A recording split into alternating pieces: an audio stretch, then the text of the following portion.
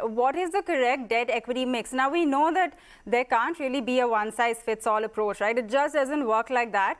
But how would you recommend someone understand their own debt equity mix, the kind that they would be comfortable with?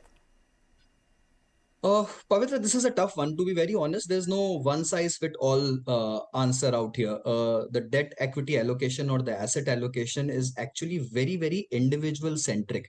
It's very essential to understand the conditions and the environment of an individual, of an investor, and then kind of recommend it, right? I can't have a team playing a cricket match with a six bowler formation and a four batsman formation until I know the pitch conditions. And I can't get it right if I know whether I have to play the spinners or I have to play the fast bowlers, right? And it's being the time of Cricket World Cup, I'm getting in a cricket analogy out here.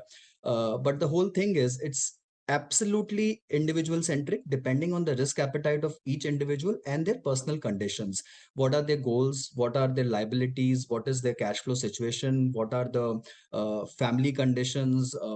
Everything else. What is the overall net worth? What is the kind of liquidity they want to keep? Do they have short term goals? Can they bear volatility? All these factors put into consideration will come into play when you determine an asset allocation. So to be honest, I can't give a very generic answer out here for everyone, but all I can say is you go back, revisit the asset allocation, determine what was your actual debt equity allocation when you started, let's say a year back, 2 years back, and every year when you reassess this thing, and then delve into this and get it right.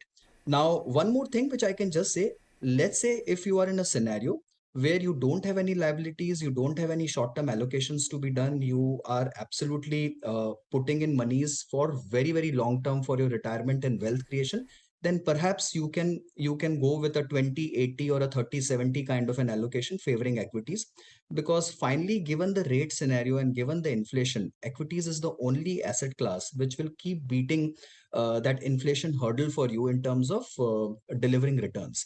So you will have to believe in that asset class more so, given that the rates are going up and will go up further.